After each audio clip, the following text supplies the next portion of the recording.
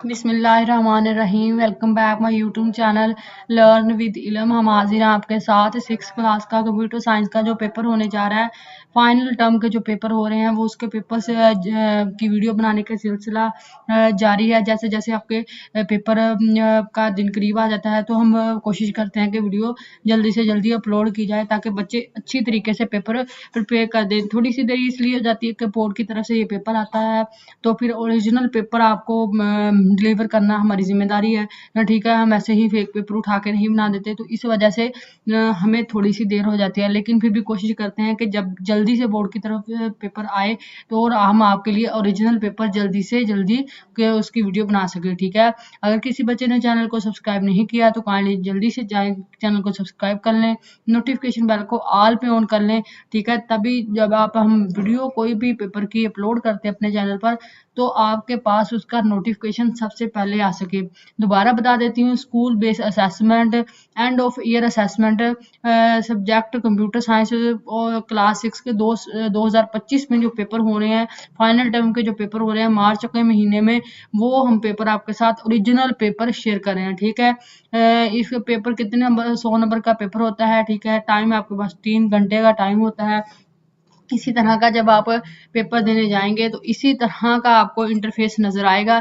ठीक है, आपने इसको इसी तरह देख लेना है और अच्छे से पहले आपने पेपर को पूरी तवज्जो के साथ पढ़ना है, फिर उसको अच्छे तरीके से उसको हल करना है। ठीक है, इन चीज़ों का आपने लाजमी तौर पर ध्यान रखना है। पहले देखते हैं कि आपने क्या करना है। पहले अपने स्कूल का नाम लिखना है, जो भी आप जिस स्कूल से भी ताल्लुक़ रखते हैं। ठीक है, फिर स्टूडेंट नेम लिखना है आपने, मतलब अपना नाम लिखना है, फिर अपना यहाँ रोल नंबर लिखना है, फिर अपने अपना सेक्शन लिखना है जो आपको स्कूल की तरफ से दिया गया है।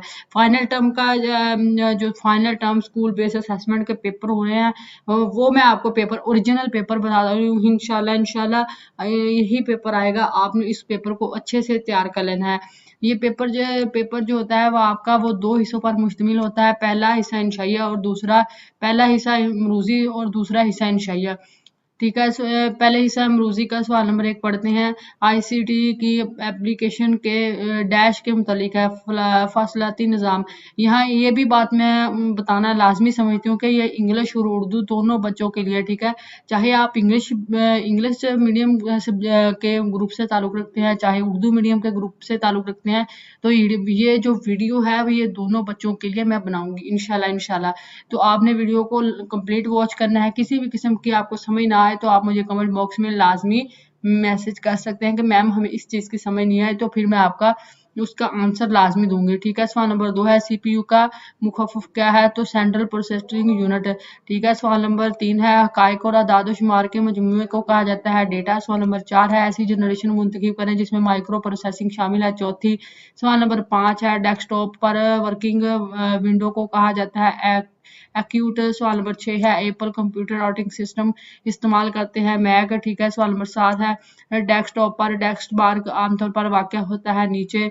सवाल नंबर 8 है विंडो में फाइल फोल्डर तक रसाई से आसानी से रसाई हासिल करने के लिए लिंक की निशानदही करें शॉर्टकट। सवाल नंबर 9 है हम सोल्यूशन की नाकामी के खतरे को कम कर सकते हैं मुनासिब मनसूबाबंदी से। सवाल नंबर 10 है डिकंस्ट्रक्शन को कहा जाता है डिकम्पोजिशन। सवाल नंबर 11 है प्रोग्राम होता है, तो इसका जो सही आंसर है वो हदायत का मजमुआ। ठीक है, इसका सही आंसर मैं टिक कर देती हूँ, मैं भूल गई थी। ठीक है, टिक करना, तो मैं इसको टिक कर देती हूँ, अगेन टिक कर देती हूँ उसी मार्कर के साथ है। ठीक है, आपने इस ये सारे एमसीक्यूज़ को लाजमी देख लेना है।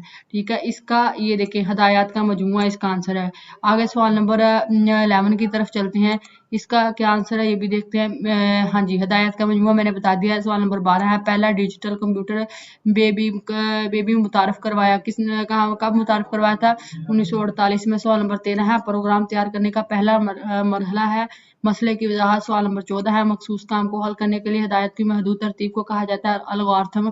सवाल नंबर 15 है स्क्रीन पिच में करैक्टर को कहा जाता है स्प्राइट। सवाल नंबर 16 है अगर प्रोग्राम की आउटपुट मतलूबा रिजल्ट के मुकाबले में ना हो तो ये एरर होता है लॉजिकल एरर। सवाल नंबर 17 है वेरिएबल जिस मालूमात को ज़ख़ीरा करने के लिए इस्तेमाल होता है कहलाती है वैल्यू। सवाल नंबर 18 है, प्रोग्राम को डिबगिंग करने का पहला मरहला है मसले की शिनाख्त। सवाल नंबर 19 है, दीगर स्प्राइट्स के मुकाबले में मालूमात के लिए ब्लॉक इस्तेमाल होता है सेंसिंग। सवाल नंबर 20 है, प्रोग्रामिंग में गलती दुरुस्त करने का अमल होता है डिबगिंग। सवाल नंबर 21 है, कम्युनिटी मेंबर को कहा जाता है शहरी। सवाल नंबर 22 है, पायरेसी है गैर कानूनी रिप्रोडक्शन। आगे ये सवाल नंबर 22 तक मैंने पढ़ दिया है, आगे मैं पढ़ देती हूँ। बार बार बता रही हूँ, अगर किसी बच्चों को किसी चीज़ की समझ नहीं आ रही तो उसने जाके कमेंट बॉक्स में मुझे मैसेज टाइप करना है कि मैम ये इस क्वेश्चन के में सही नहीं है, सही तरह से समझ नहीं आई, तो काइंडली आप हमें बता दें तो मैं इंशाल्लाह आपको उसका आंसर दूंगी। ठीक है, अगर यही पेपर कोई बच्चा PDF फॉर्म में हासिल करना चाहता है तो वो फेसबुक पेज को, हमारे जो क्लास विद सर के नाम से फेसबुक पेज है, उसको ज्वाइन कर सकते हैं, फॉलो करें। ठीक है, फॉलो करके रिव्यू के ऑप्शन पर आपने जाना है, वहाँ आपने हमें मैसेज छोड़ना है कि मुझे पेपर PDF फॉर्म में चाहिए, तो अपना व्हाट्सअप नंबर हमें दीजिएगा, तो पेपर आपको यही पेपर PDF फॉर्म में भी इंशाल्लाह मिल जाएगा। ठीक है, सवाल नंबर 23 है, जिम्मेदार डिजिटल शहरियत का मतलब है कि कानूनी तौर पर बर्ताव करना। सवाल नंबर 24 है, इंटरनेट का इस्तेमाल करते हुए महारत हासिल करने वाले शख्स को कहा जाता है डिजिटल शहरी। सवाल नंबर 25 है, एंटरप्रेन्योर्स है जो अपना कारोबार शुरू करता है। सवाल नंबर 26 है, पेपाल ऑनलाइन पेमेंट नेटवर्क है एलन मस्क का। ठीक है, एलन मस्क इनको अभी 109 पाउंड का नुकसान, भी 9 मिलियन पाउंड का नुकसान, 109 मिलियन पाउंड का नुकसान हो चुका है। सवाल नंबर 27 है, कारोबार अमल का आखिरी मरहला है हार्वेस्टिंग। सवाल नंबर 28 है, कारोबारी अमल जिसमें मरहला पर खत्म हो जाता है हार्वेस्टिंग। सवाल नंबर 29 है, पाइडो मोबाइल एप्लीकेशन के लिए इस्तेमाल होता है बिजनेस बढ़ाना। सवाल नंबर 30 है, डिजिटल एंटरप्रेन्योरशिप को दरपेश में चैलेंज है नई टेक्नोलॉजी को अपनाना। सवाल नंबर 31 है, एंटरप्रेन्योरशिप के अमल को का चौथा मरहला है, ये मैं आपको इसका आंसर बता देती हूँ। सवाल नंबर 32 है, सेल्फ नॉलेज है, अपना सेल्फ नॉलेज है, इसका मतलब जो है MCQs है, अपना शायाशुदा काम दोबारा इस्तेमाल करना है। ठीक है, इसकी की खोल के मैं इसका आंसर अभी देख लेती हूँ। ठीक है, ये 31 का आंसर मैंने देखना था। हाँ जी, 31 का जो आंसर है वो C है। मैं ये भी बता देती हूँ, हाँ जी, इसका जो है एलोकेशंस है। ठीक है, आपने इसको देख लेना है। अभी मैंने MCQ 31 भी पढ़ दिया, ये इसका सही आंसर है। ठीक है, अब ईसा अमरूजी मैंने आपको एक एक करके पढ़ के बता दिया। ये थी उर्दू मीडियम वालों के लिए कंप्यूटर साइंस के MCQs। अब इंग्लिश वाले जो इंग्लिश मीडियम बच्चे हैं उनके MCQs पढ़ देती हूँ। ठीक है, फिर मैं दोनों के पढ़ के फिर दोनों का हिस्सा इंशाअल्लाह बताऊंगी।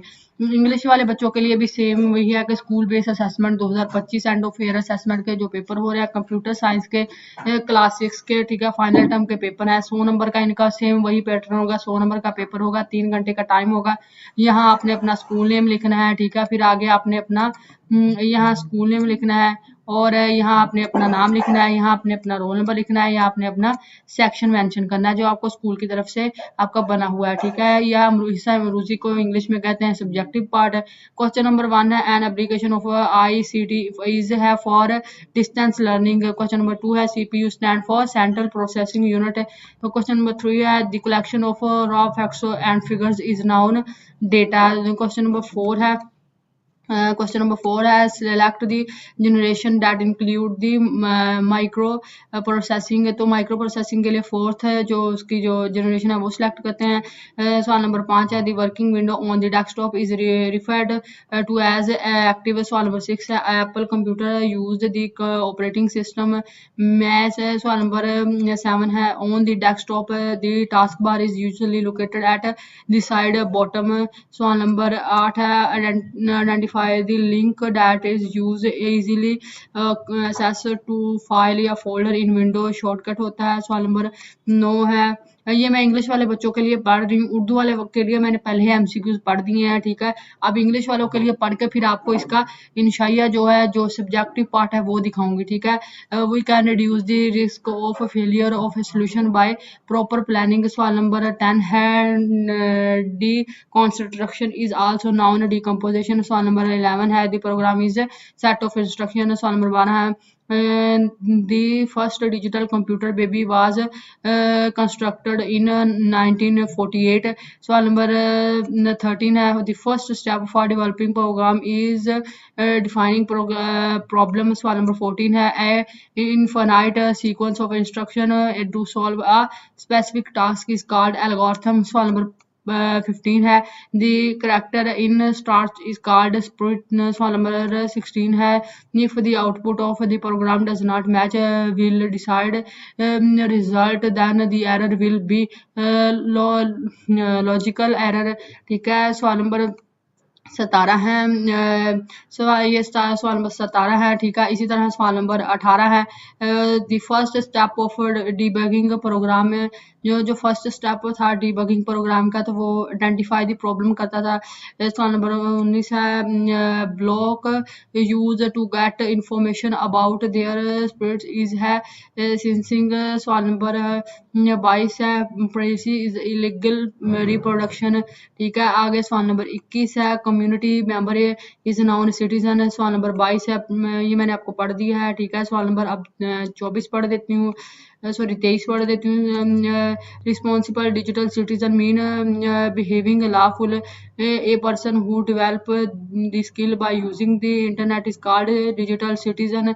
सवाल नंबर 25 है, entrepreneurs is one who start his own business. सवाल नंबर 26 है, online payment network PayPal created by Elon Musk. सवाल नंबर 27 है, the final step of entrepreneurs process is harvesting. सवाल नंबर 28 है, entrepreneurs process end on step harvesting. सवाल नंबर 29 है, paired mobile application is used in chance business. सवाल नंबर 30 है, chances faced by digital entrepreneurship is adopting a new technology. सवाल नंबर 31 है, the fourth step in the entrepreneurship process है एक्चुअलाइजेशन। ठीक है, सवाल नंबर 32 है, सेल्फ प्राइजिंग इज है रीयूजिंग योर पब्लिश्ड वर्क। ठीक है, ये इंग्लिश वालों के लिए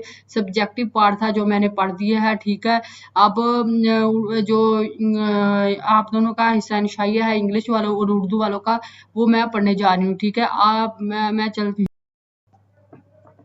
इंशाइया पर जाने से पहले ये हमारा एक एमसीक्यू रह गया था, एमसीक्यू नंबर 17, तो मैं इसको अगेन पढ़ देती हूँ। ठीक है, a variable used to store information is called, ठीक है, वैल्यू कहलाता है। अब हम चलते हैं अपनी की जानब। ठीक है, जो इन दोनों की है, मैंने ये जो पेपर है में पहला जो हिस्सा होता है ये इंशाइया हिस्सा जो अमरूजी का है वो मैंने पढ़ दिया, अब हिस्सा इंशाइया पढ़ने लगी हूँ। ठीक है, मैं दोबारा बता रही हूँ, जो पेपर है मैं आपकी वीडियो बना रही हूँ इंग्लिश और उर्दू दोनों बच्चों के लिए। ठीक है, आप दोनों बच्चे देखें, पहले मैंने उर्दू मीडियम वालों के लिए एमसीक्यूज बनाए, फिर अब इंग्लिश मीडियम वालों के लिए एमसीक्यूज बनाए, फिर अब मैं दोनों बच्चों के लिए हिस्सा इंशाइया बनाने जा रही हूँ। ये सेम वैसा ही पैटर्न आपको नजर आ रहा है, पहले जैसे कि स्कूल बेस्ड असेसमेंट का जो नजर आ रहा था कि एमसीक्यूज ये देखें की भी बताई गई है, तो मैंने जो एमसीक्यूज के निशान थे फाइनल टर्म का जो पेपर है आपका कंप्यूटर साइंस का क्लास 6 का, तो मैंने वो पहले ही लगा लिए थे। ठीक है, अब हिस्सा इंशाइया की तरफ चलते हैं जिसे आप सब्जेक्टिव पार्ट भी इंग्लिश वाले बच्चे कहते हैं। ठीक है, पहले मैं दो वाला क्वेश्चन पढ़ूंगी, ठीक है, उसका आंसर बताऊंगी, फिर इंग्लिश वाला पढ़ूंगी, उसका आंसर बताऊंगी। ठीक है, अब सवाल नंबर 33 है, कौन सी 5 आईसीडी डिवाइसेस के नाम लिखें, कोई से 5 आईसीडी डिवाइसेस के नाम लिखने आपने। ठीक है, और फिर आपने इसको देखना है, बोर्डिंग पर मुख्तसर नोट लिखने हैं। ठीक है, ये दो जो क्वेश्चन है ये आपकी ना कंप्यूटर वालों की बुक में मौजूद हैं, तो आपने उनके आंसर अपनी बुक से करने हैं। ठीक है, मैं इधर लिख भी देती हूँ, बुक से आंसर कीजिएगा। ठीक है, इसके आपने बुक से आंसर करने हैं, आंसर बुक से करें। ठीक है, मैं इधर राइट कर रही हूँ ताकि आपको परेशानी ना हो। ठीक है, जिनके आंसर मौजूद नहीं है वो आपने अपनी बुक से कर लेने हैं। अब मैं यही क्वेश्चन इंग्लिश वालों के लिए पढ़ रही हूँ। ठीक है, क्वेश्चन नंबर 33 है, right the name of any 5 ICT device. ठीक है, इनका जो आंसर है ठीक है, प्रिंटर है, पॉइंटिंग डिवाइस है, ठीक है, एलसीडी है, कॉल फोन्स है, सेल फोन्स सॉरी, लैपटॉप्स है और कंप्यूटर्स है। सेम आप ये यहीं भी लिख सकते हैं, ठीक है, लेकिन आपका ये बुक पे ऑलरेडी मौजूद है तो आप वहां से भी इसको कर सकते हैं, ठीक है। अब मैं लिखती हूँ, इंग्लिश वालों के लिए करती हूँ। अच्छा, ये बोटिंग पर मुख्तसर नोट लिखें, ठीक है, आपने इसका बुक से कर लेना है आंसर। मैं इधर लिख भी देती हूँ, फ्रॉम बुक, ठीक है, फ्रॉम बुक आपने बुक से करना है इसका आंसर।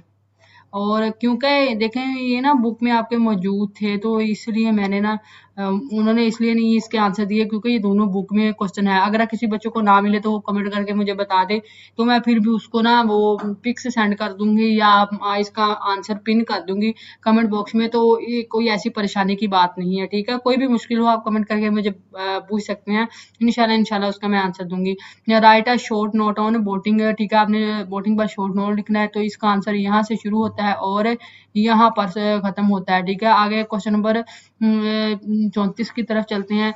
मैं सवाल नंबर 34, अलगार्थम में तकरार के भाव की तारीफ करें, ठीक है, आपने इसकी तारीफ करनी है। 2 नंबर का ये सवाल है, तकरारी भाव को रिपोर्टिंग या आईटी रिपोर्टिंग भाव भी कहा जाता है। इस तरीक़ेकार में इक़दामात को इस वक्त तक दोहराया जाता है जब तक कि कोई खास शर्त दुरुस्त ना रहे, ठीक है, मतलब कि इस तरीके को तब तक दोहराया जाता है जब तक कोई खास शर्त ना आ जाए, ठीक है। इंग्लिश वाले बच्चों के लिए क्वेश्चन नंबर 34 पढ़ रही हूँ, उसका ए पार्ट पढ़ रही हूँ, define repetition flow in the algorithm. 2 marks का क्वेश्चन है, ठीक है।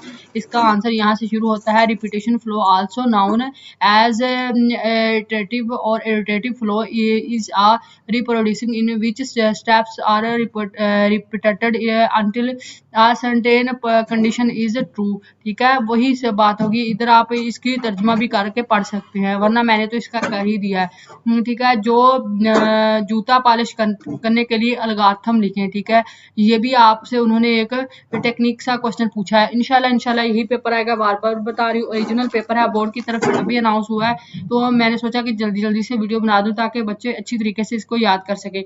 इसका आंसर पढ़ देती हूँ। पहला मरहला के शुरू करना है कि जूते वाली पॉलिश खोलनी है आपने। दूसरा इसमें मरहला आ जाता है कि ब्रश पर जूतों पर वाले जो पॉलिश होती है वो ब्रश पर लगानी है। तीसरा मरहला होता है कि एक जूते को पॉलिश करना शुरू कर देना है, ब्रश पर जूते की पॉलिश लगाएं, दूसरे जूते को पॉलिश करें, पॉलिश की डिब्बी को बंद करें, ठीक है, फिर स्टॉप मतलब रुक जाएं। यही प्रोसेस होता है, जैसे आप अपने स्कूल के लिए या वैसे कहीं जाना हो तो जूते पॉलिश करते हैं, तो सेम तरीका वही बता देना है, ठीक है। इंग्लिश वाले बच्चों के लिए पढ़ रही हूँ, write an algorithm to polish shoes, ठीक है।